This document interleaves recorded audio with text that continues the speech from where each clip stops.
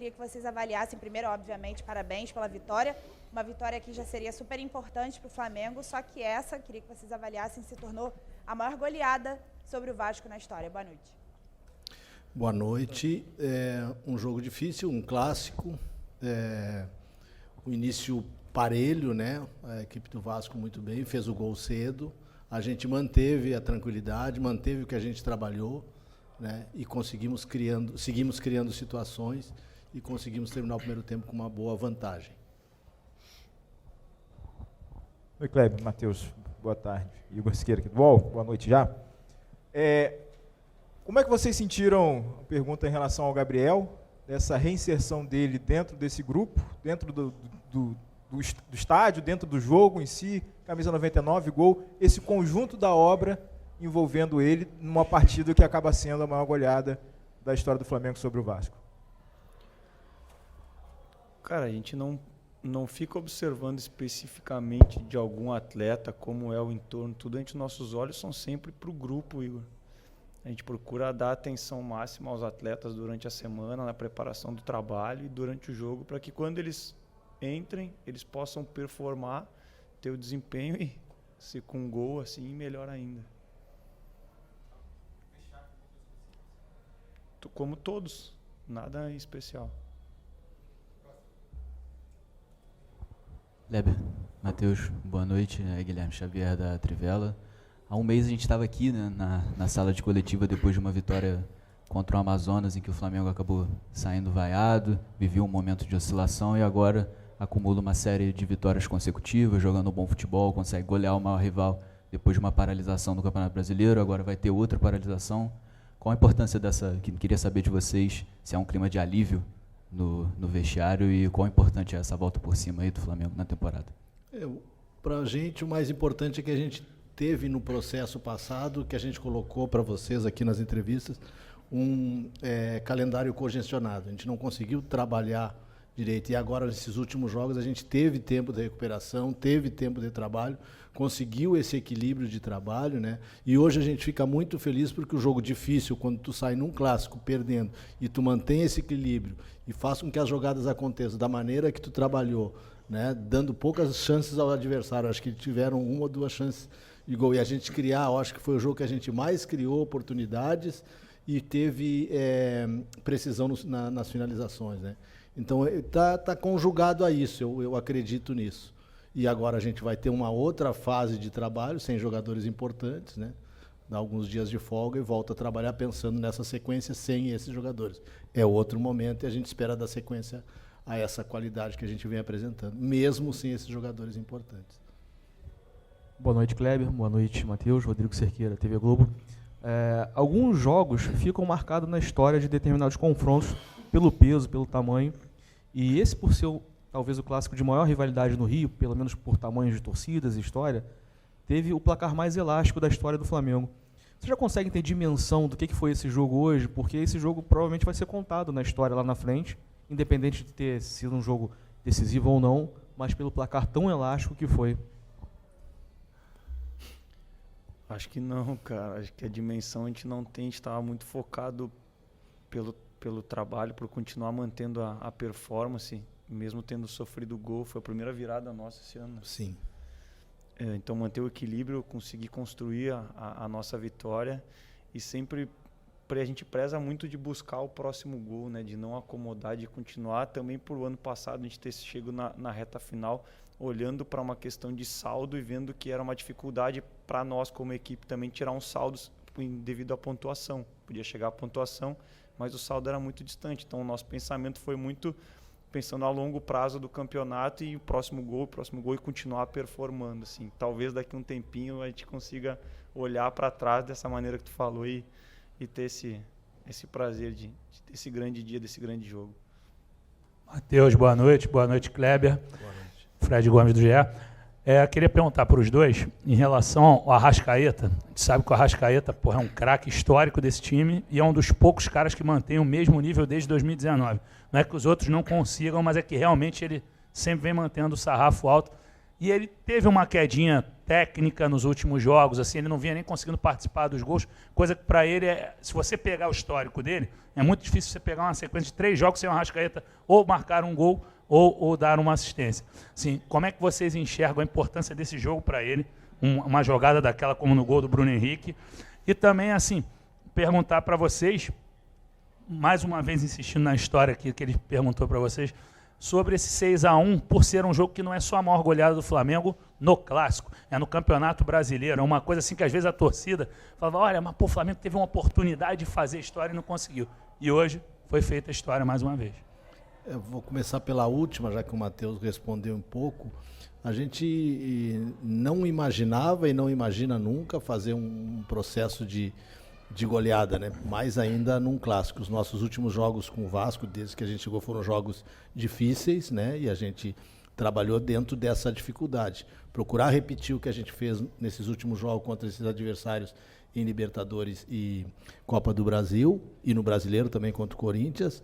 Mas o jogo se colocou dessa maneira, né? Então, analisando os números, a gente teve o mesmo número de finalização, ou um pouco menos no primeiro tempo, mesmo eles jogando com 11, em relação ao segundo tempo que eles jogaram com a menos. Então a gente buscou, não parou de buscar esses gols, né?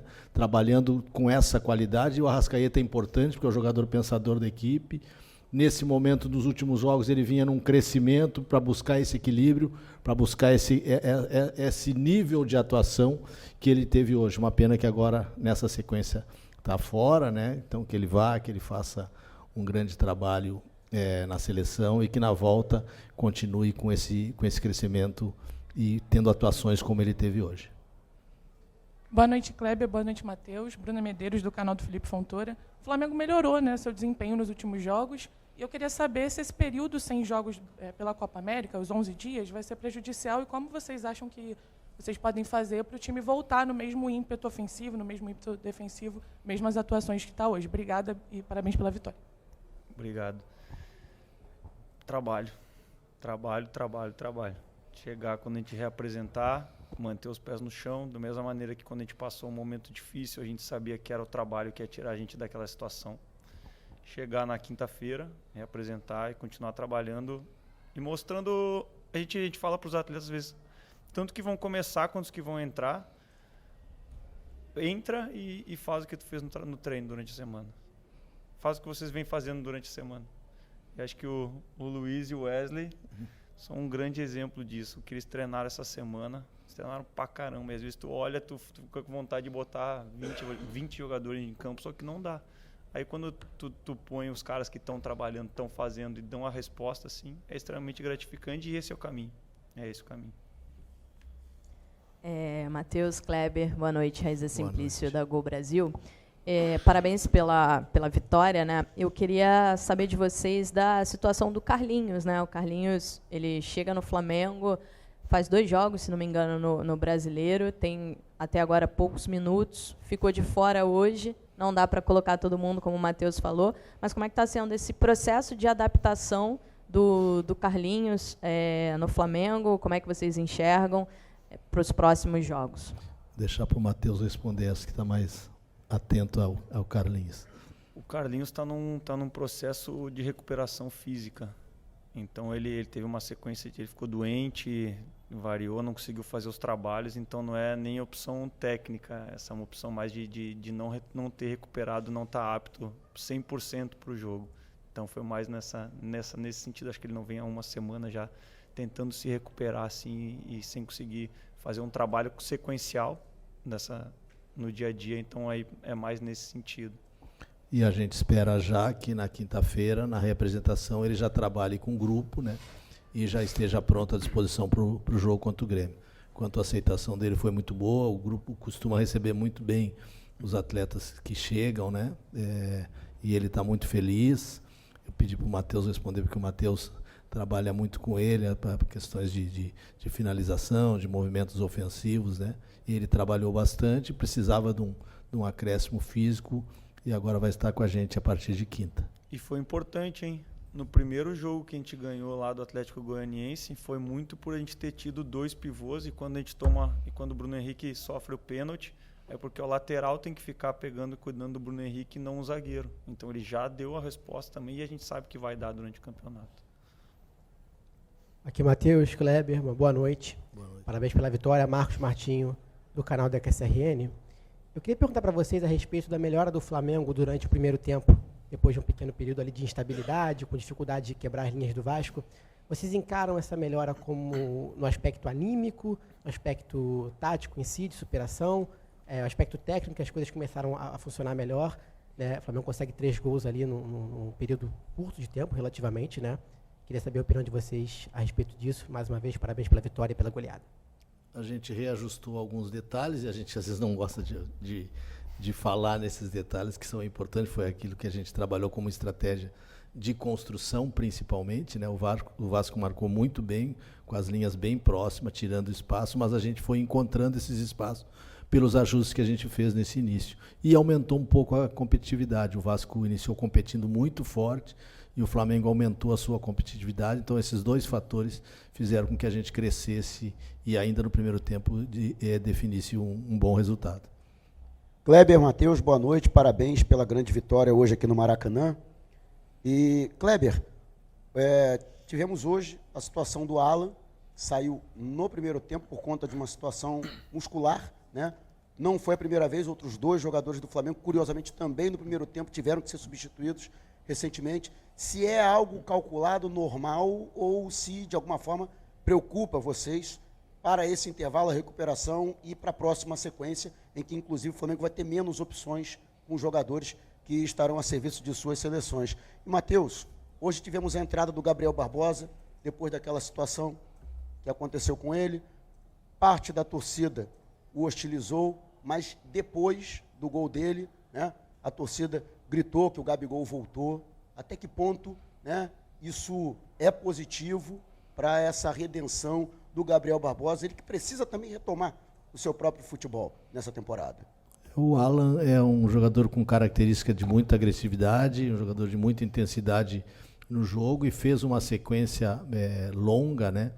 Um pouco de resquício daquela parte que eu citei antes, de jogos num calendário congestionado que a gente teve. E a gente espera, vai ser avaliado com mais tranquilidade depois, a gente espera que ele consiga se recuperar e esteja à disposição para o Grêmio. Isso é um detalhe que o departamento médico pode falar melhor, mas o nosso desejo é que a gente consiga contar com todos esses jogadores. O Ayrton, né, que não estava, o Léo Pereira, que são, no momento, Carlinhos, Ayrton, Léo Pereira e agora o Alan, jogadores que a gente gostaria de já contar para o jogo contra o Grêmio. O Fábio fala muito, né? Não adianta, a gente quer que ninguém machuque, mas futebol, no nível que é hoje em dia, a intensidade vai acontecer. A gente vai ter que tentar fazer com que menos aconteça e lidar com isso, né? E questão do Gabi, cara, a gente acredita nele. A gente acredita no que ele pode entregar pra gente dentro de campo e a gente quer ajudar ele a retomar ao que fez ele virar ídolo também da torcida do Flamengo. E isso é o nosso trabalho do dia a dia. Aqui, boa noite, Kleber, boa noite, Matheus. Parabéns pela vitória, pelo 6-1. A minha pergunta é específica para o Matheus, porque no terceiro gol nós tivemos um gol de bola parada, onde o Davi Luiz aparece quase como um centroavante, né? Ele se desloca, tá na frente do gol, vem para trás, faz um belíssimo gol de voleio. Essa foi uma jogada treinada por você ou é fruto aí de outros tipos de jogadas que o Flamengo já treina durante a semana? Somos todos nós, né? Não é quando a gente fala um ou outro responsável, tanto bola parada, o setor defensivo, o setor ofensivo, são todas questões que a gente estuda e conversa junto para treinar, né? Mas eu vou dar mérito aos atletas ali, que eles viram. Nosso segundo gol também foi de bola parada. E a gente estava precisando fazer um golzinho de escanteio, de falta lateral, fazia um tempo que não saía já. O segundo gol foi um pouquinho mais treinado, mas o terceiro foi mérito deles, da observação dos espaços que tinha lá dentro e da conversa entre eles de mudar e encontrar a solução. Matheus, Kleber, última. Boa noite, Matheus. Boa noite, Kleber. Tudo bem? Parabéns pela vitória. Sidão Marinho da Litoral News. Flamengo é líder do Campeonato Brasileiro, classificado para as oitavas da Libertadores, classificado para as oitavas da Copa do Brasil. Se a gente pega os últimos 5 jogos, são 16 gols feitos e apenas um gol sofrido. Como esse momento que a equipe vive dá um gás ainda maior para vocês continuarem esse trabalho muito positivo? E se nessa conta do saldo de gols, 16 gols feitos e 1 gol sofrido, é a meta que vocês têm com a equipe do Flamengo, que tem um poderio ofensivo muito grande para o decorrer da temporada. É isso que vocês esperam do Flamengo? Uma produção muito grande no ataque, muitos gols feitos. Você falou até agora há pouco, né, que sempre quer buscar os gols. É isso que a comissão espera? Um Flamengo que vai para cima, marca muitos gols, sofre poucos gols. E se me permitem uma rapidinha, amanhã tem um sorteio da Libertadores. Como que vocês conversam, né, com o elenco, entre comissão também, nessa expectativa para o sorteio? Obrigado. Eu vou começar aqui e o Matheus completa. A nossa meta é equilibrar. A nossa meta é tomar poucos gols e manter uma condição de criar chances e ser mais efetivo. Então, a nossa alegria agora, a nossa satisfação é porque nos 2 últimos jogos, especificamente, a gente criou um número muito alto de finalizações precisas. Então, essa é a nossa busca. Pensar em fazer 6 gols, 5 gols, isso é anormal, isso não é um fato normal, né? Então, a gente tem que ser efetivo, manter uma média de 2,5 gols por jogo, podendo aumentar essa média, né? Mas ser mais efetivo nas finalizações. E quanto à Libertadores, a gente não comentou nada, né? Terminou o jogo da Libertadores, a gente focou no jogo contra o Vasco, agora é 3 dias de descanso, a gente já deixou algumas coisas encaminhadas para o retorno, né? E quando a gente retornar na quinta, a gente faz uma reunião para acertar mais detalhes desse período que a gente vai ter até o próximo jogo do Brasileiro, que é o Grêmio, no dia 13. Meus amigos, obrigado, boa folga a todos.